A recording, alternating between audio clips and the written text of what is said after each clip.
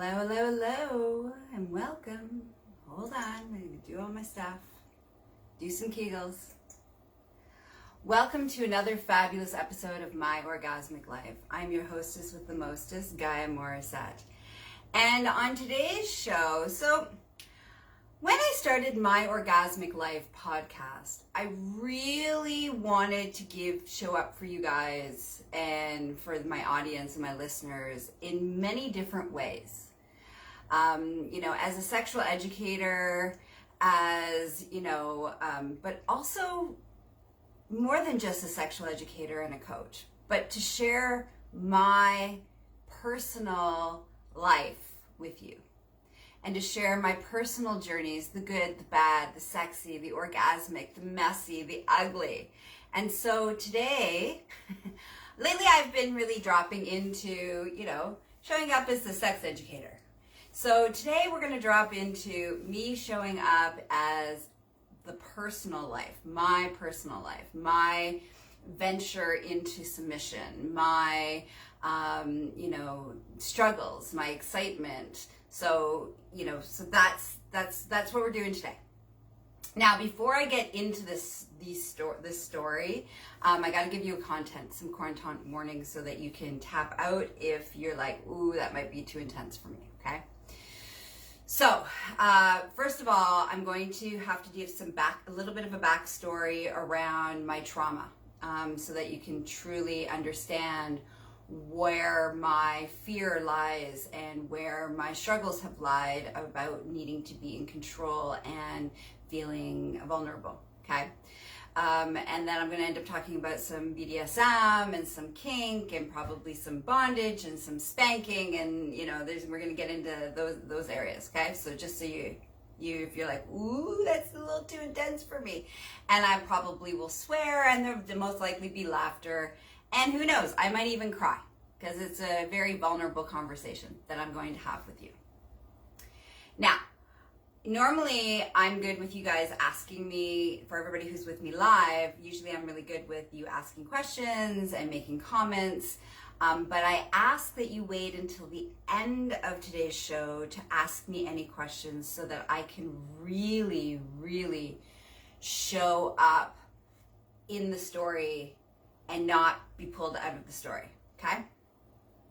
All right, here we go. Sit back and let the show begin. Okay, so first of all, most of you know me as a dominatrix. So I typically play in the world of BDSM and in the world of Kink and in the world of power exchange. I typically am on the dom side of things. So for everybody who's like, but I thought you were a dom, I am still a dom through and through, but there is this beautiful, amazing side of me that is submissive and needs to surrender and to let go of control, to create this beautiful space of balance, okay? So if you're like, oh my God, what's happening? That's what's happening, okay? So I'm talking about my submission. And also, before I go into the story, I really want you to lean into remembering, if you relate, great. If you don't relate, that's okay too. This is a huge piece of my journey. I'm sharing my vulnerable journey. Okay, here we go. So, about 15 years ago, my partner at the time and I started to explore BDSM and Kink. And we were playing. And this particular partner that I had has been in my life for 27 years. And so we've had a long adventure together, of ups and downs, different kinds of relationships. So there's some backstory between the two of us. Like, we know each other very, very well. So we started exploring, and just naturally between the two of us, he would take lead and I would follow. And so we started to play, and we started to play with BDSM and spanking and impact play and power exchange and me surrendering, him dominating me, and it was fun. And it was great until he created a space where I dropped into subspace. So I'm just gonna pop out for a second just to talk to anybody who doesn't know what subspace is, because it's really important for this conversation for you to understand. So subspace is this transcendent space that when you're in a submissive space, you drop into. And it can look like many things to different people, but it's a very beautiful space of quiet, and for me, it's the void. I call it the void. It's pitch black. It's completely quiet. It's completely still. I feel incredibly safe, warm, happy, and content. And so that's what subspace is, okay? So about 15 years ago, I was getting spanked by my partner at the time, and I dropped into the subspace, and I was in there, and for the first time ever in this life, I felt quiet. I felt safe. I didn't have to, and see, even as I start talking about it, I'm like wanting to cry. I felt so beautifully zen in a way that I had never felt before, in a way that I didn't even know that it was possible for me because of all of my back trauma of abuse. So I remember being like amazed, but then it freaked me the fuck out. So I was in it for probably about 15 minutes, and then I freaked out, and then I spent 3 weeks freaking out because it felt unsafe. I believed that I was unsafe. It triggered me. It created this panic that triggered a whole bunch of chain reactions internally with me. And so then for the last 15 years, except for up to about a month and a half ago, I have been desperately trying to get back to subspace, and at the same time avoiding subspace. So it's been this journey of like feeling like wanting that space, and then being terrified of being in that space, and feeling vulnerable being in that space, and then also the dynamic with the person that created that space. There's been all sorts of stuff around that. There was happiness that he could create this safety for me. There was also this resentment that he was the only one that ever seemed to create this safety for me. So there was a lot of, like, it was fucking messy, like really ugly and really messy. And, so yes, so I spent 15 years trying to get there, scared to get there, pushing away from getting there, and then, I would step in for a second, and then I'd freak out, and then I'd pull myself out, and then I would have like 3 weeks of hell of like resistance and anger and like needing to be in charge and being uber control freak, because I had surrendered. And so I want to talk a little bit about why that is, like that piece. If you're like, well, why? That sounds so stupid. Like, why would you do that? So part of my trauma, as a child, I was sexually abused by many perpetrators as a child, as well as satanically ritually abused. And so what that did was, there was a bunch of things that happened for me. One, I learned to dissociate from my body. So leaving my body was a way in which I survived that trauma, so that my brain didn't explode and I didn't end up having a nervous breakdown. I dissociated and didn't remember the trauma until I was about 17, so that I could be functioning. I could function in society. There was a part of me that was never affected by my abuse. So going to SubSpace, in essence, is a form of a dissociation. So that was the piece that was that was the part that was freaking me out, is that when I needed to dissociate, so that sensation of dissociation and leaving my body was a sensation that I used to have to do as a child in order for me to survive the horrendous trauma that I went through. And so every time I would go to SubSpace, which was a form of leaving my body, what would end up happening is that it would trigger a chain of events inside me. It would be like, oh my God, DEFCON 10, we're not safe, this is not okay, something bad's happening, because when I learned to dissociate, that's what that was the dissociation. The dissociation was because the trauma was happening. But fast forward into this beautiful, consensual, safe space of being able to surrender and let go of control and let go of awareness and let go of everything and just be in the moment of the sensations and go into this beautiful space of SubSpace, it would trigger the chain reaction. So then I would pop myself out, and then I would then so then my subconscious would be like, whoa, that wasn't okay, that wasn't safe, you shouldn't do that, like you can't do that, because that's how the brain works. It's like it works with association to the first time something happened that was similar to what you've done. So that was what was ended up happening to me. And then I would talk about being an uber control freak bitch, and not in the good consensual dom sort of way. Not in the way that people pay me big bucks to do and to teach them how to be. Right?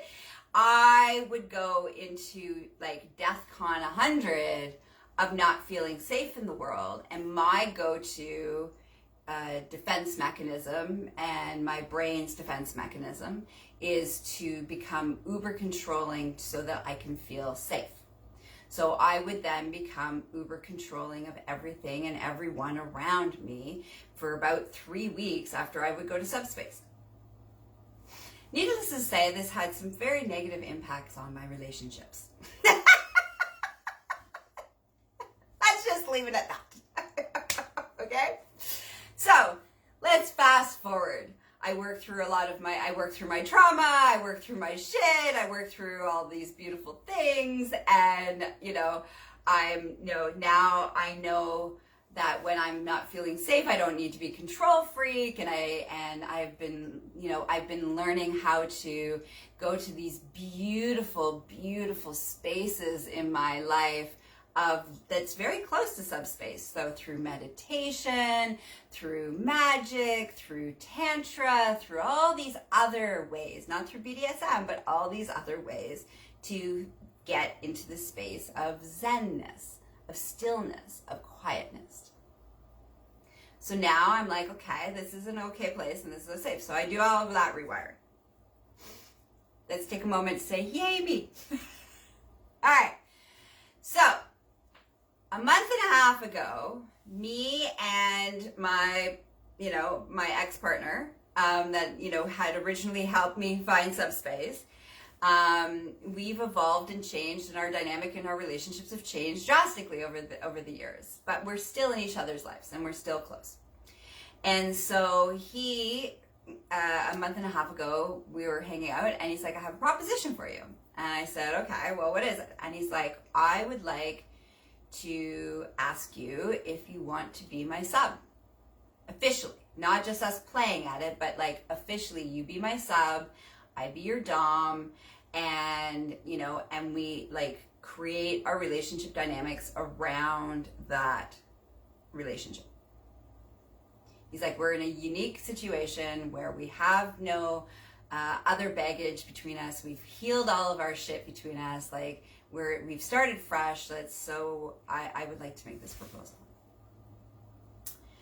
And of course he had just given me an orgasm, and he's like, and you're not allowed to answer this for at least a week. I need to really think about it, because he's like, your vagina is going to say yes. And I said, well, of course it's going to say yes. You just made me have like a bunch of orgasms. He knows me well. So we start in on having a bunch of conversations about, well, what would that look like, and how would we set that up, and things. And so one of the beautiful pieces that he brought to the table was how he's like, I want you to think about your relationship with SubSpace. He's like, I know that in the past it was because of triggers and because of your trauma. He's like, but you've healed all those traumas, and yet still you won't allow yourself to stay in SubSpace. He's like, so what is that about? Really, what is that about? He's like, it's not about your trauma. What is it really about? So now I'm going to cry. So I have to take a moment and I have to think about it, because it was easy to hide behind the trauma. It was easy to hide behind it's, uncomfortable. It was easy to do that. Because the root of why I'm terrified, or have been terrified, or was terrified about SubSpace was, yes, the trauma was a big piece of it, but underneath that is my real fear of intimacy. Woo, I'm crying. Tears are rolling. Yes, see, this is raw and real and vulnerable. So I had to look at that. It's really about my fear of intimacy and vulnerability and closeness. So that's one fear.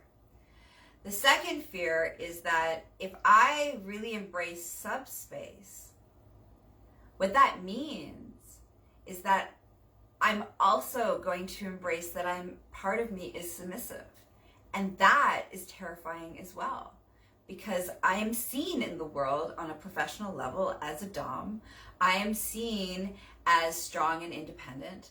I am seen as this powerhouse. And even though I intellectually and emotionally know that surrendering is one of the bravest things you can do. And the hardest things to do is actually let go of control, to be able to surrender to a circumstance, to a situation, to the universe, to someone. It is the bravest and most courageous thing one can do.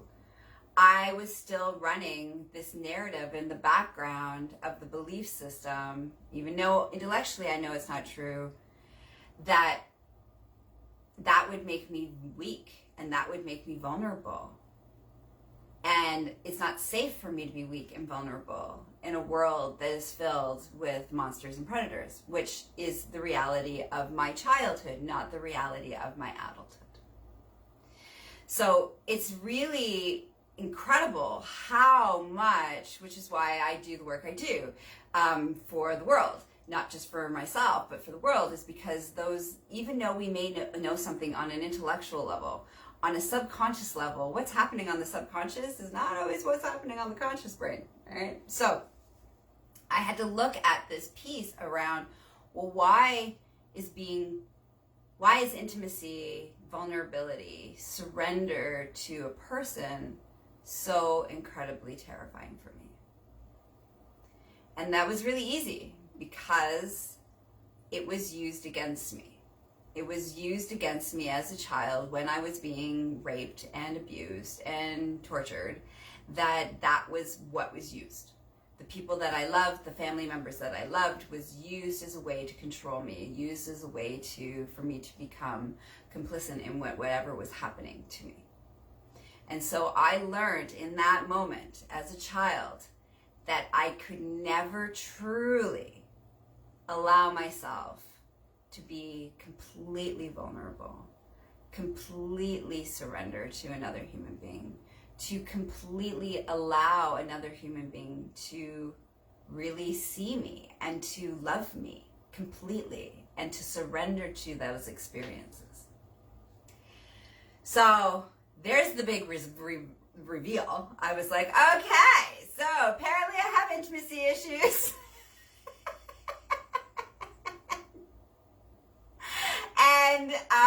And so it's time to heal those. And what better way to do that than to go to a place that terrifies me but is so delightful at the same time, which is SubSpace.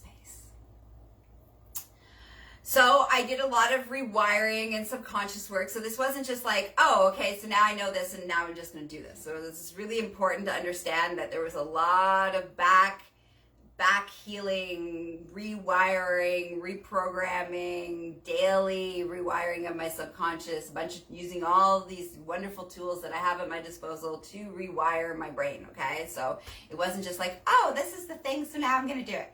There was some heavy lifting that was involved in this, okay? So I sat with it, I cried about it, I felt it, I rewired it, and then I came back to my dom and I said, okay, I want to be your submissive and you can be my dom.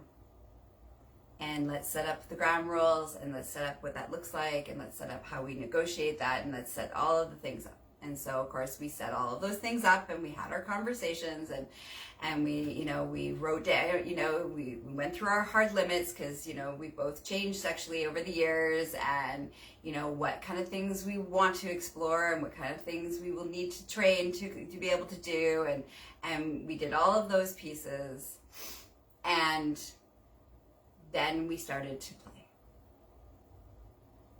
And what I decided was that in order for me to rewire that subspace is this beautiful, tranquil, delightful, orgasmic space of awesomeness, that I need to allow myself to be vulnerable and to go into it and to be like, well, what if? So I did a lot of what ifs around intimacy. So what if this, because my fear is that it's going to be used against me. So if I surrender to my dom, and in that surrendering to my dom, there's all sorts of emotions for me. Love and intimacy and vulnerability and cuddly. And there's like all these things that I've really kind of kept hidden from myself and from partners and from the world and things like that. So like to go into that place, I have to embrace all of those things. I have to embrace all the pieces that I've been denying myself. And then the fear kicks in. And the fear was, what if it doesn't work out? What if it blows up? What if what if something happens? What if he dies? What if the relationship ends? How are you going to survive? What if? And through all of this beautiful what ifing, I'm like, so what? I'll cry. I'm really good at crying. That's not new. I'll just cry. And I'll deal with it. I deal with everything. No matter what happens in my life, I have some mad skills to handle fucking anything. So, yeah. So what happens? What if? What if it ends? It ends. What if he dies? He dies. What if I, don't want to do this anymore and our relationship changes again? So then I cry. What if? So I went through all the what ifs. And the answer to the what ifs is so what? I'll handle it. Here are some of the tools that I probably use to handle that.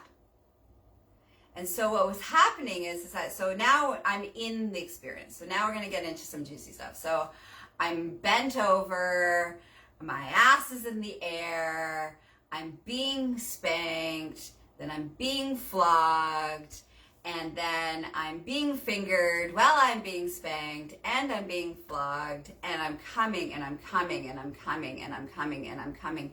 And as each time the sensations become more intense, and I come even harder and even more, I start to drop in to subspace.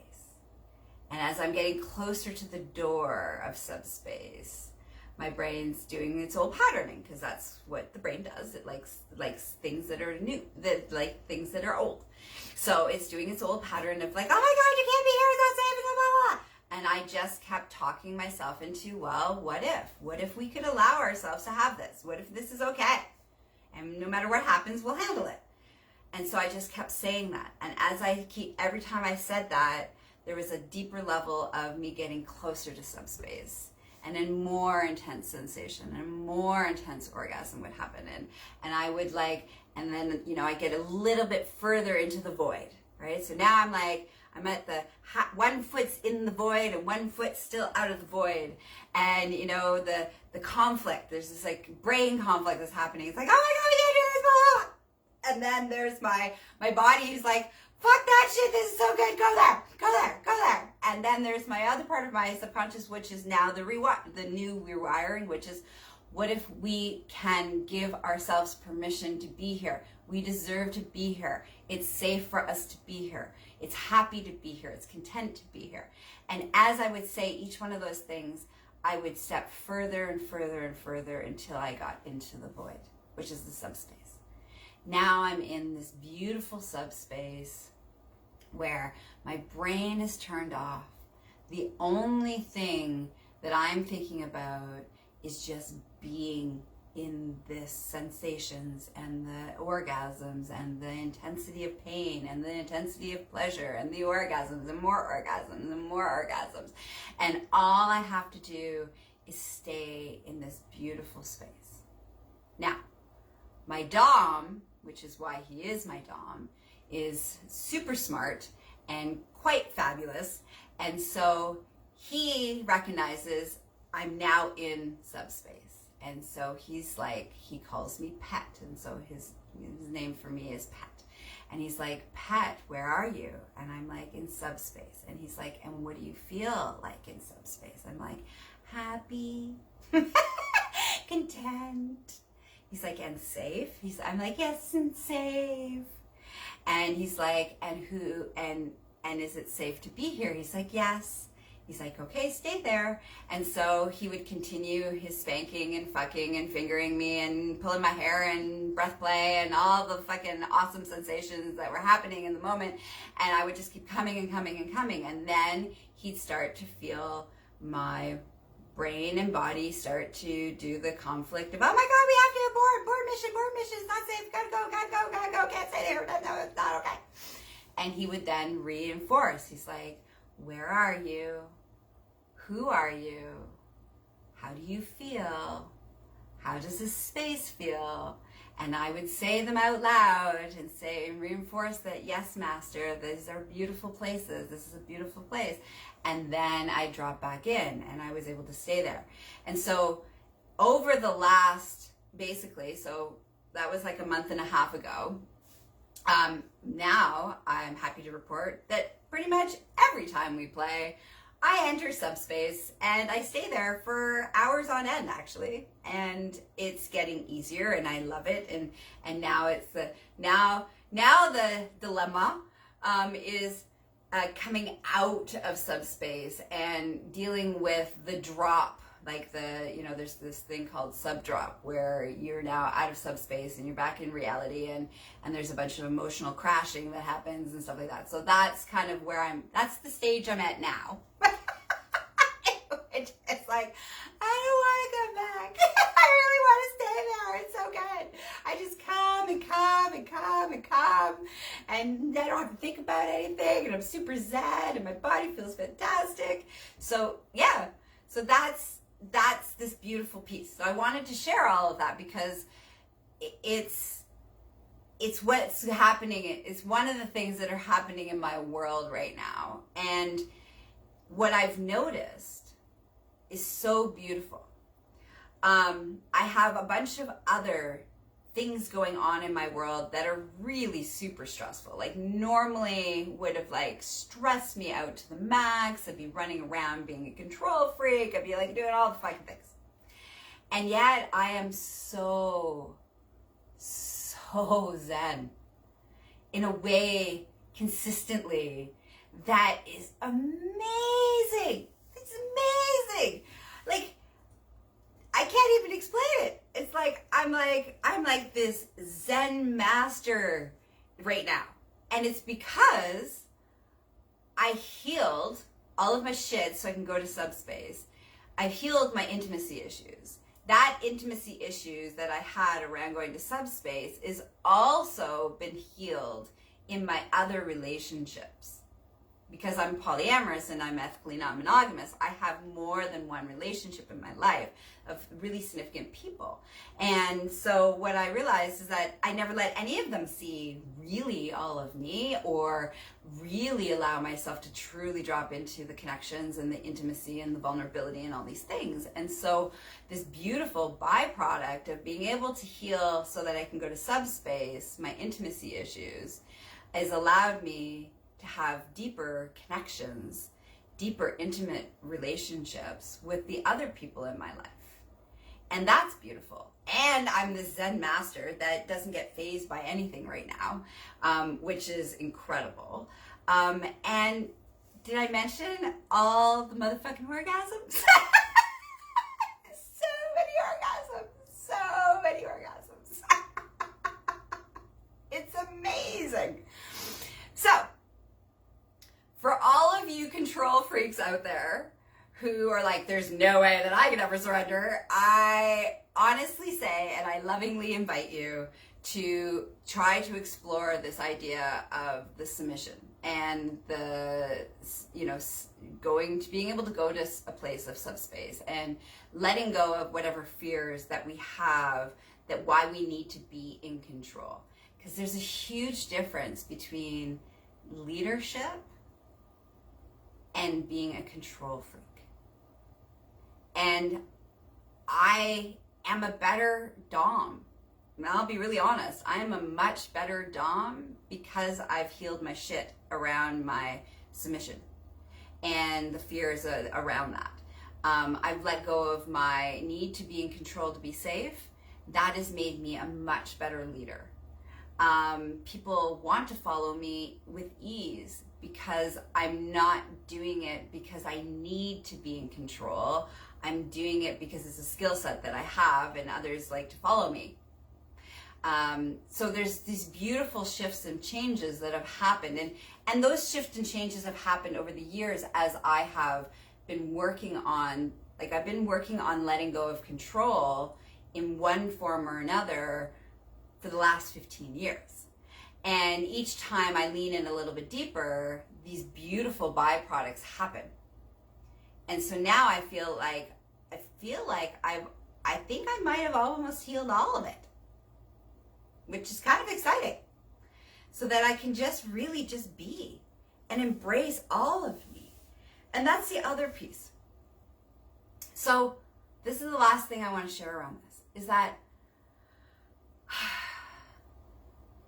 because I thought the part of me that was submissive was weak, I didn't fully accept and love all of me. There was a part of me that loathed a part of me.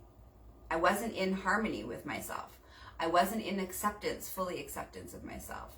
Sure, I had embraced that I was a sexual sadist, and because I was in that power position, and I did all the work so that I can be an ethical sexual sadist, so that I do no harm to others.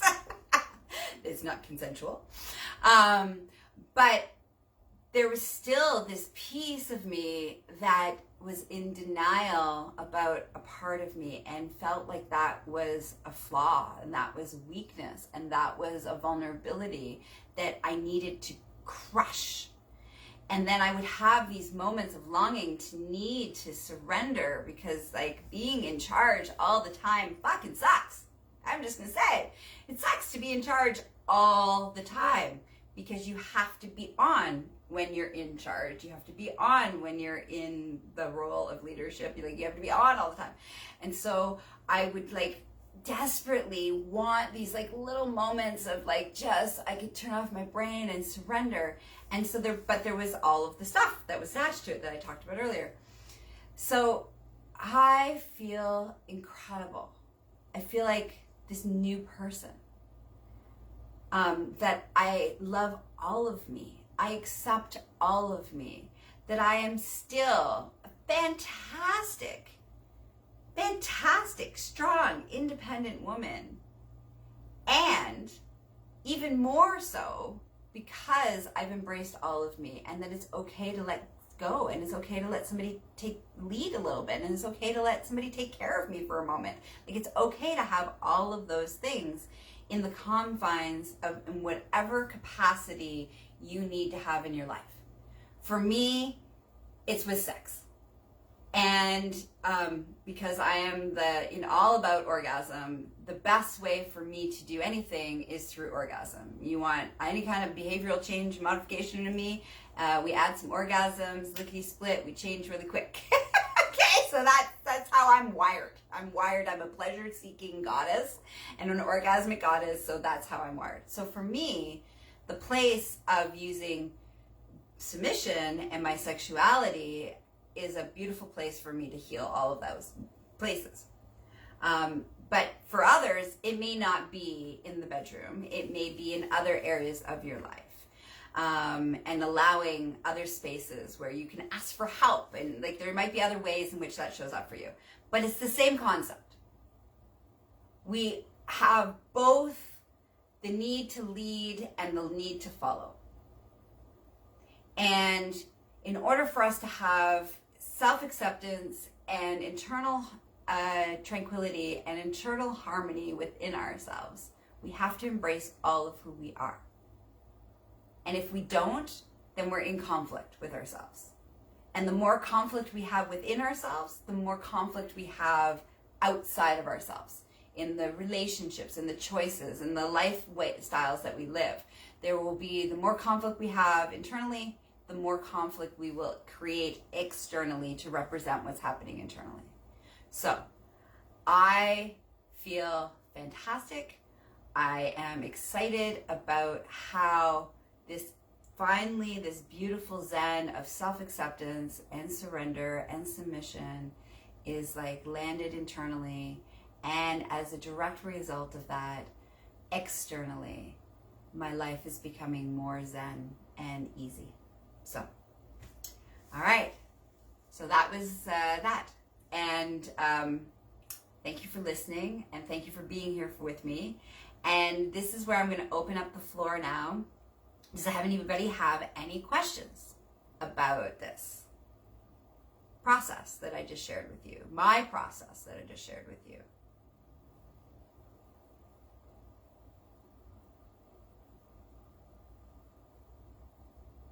Okay, right on. So, now you're like, whoo! So there will be more now that I'm in.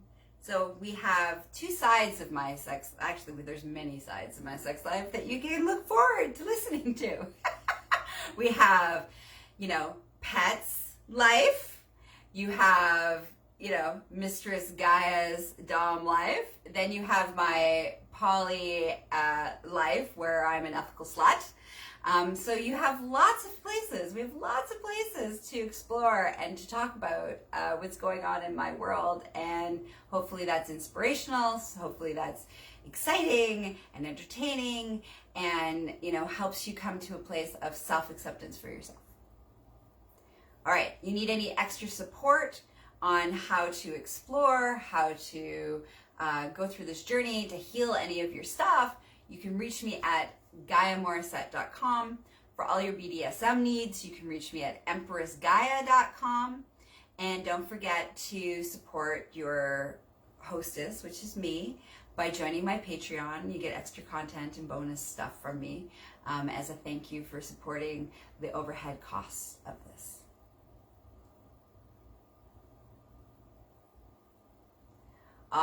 Thank you. I'm glad. Yes, experience SubSpace. It's amazingly peaceful. It's an amazing space. Absolutely. All right. So have a great day. Have a great week.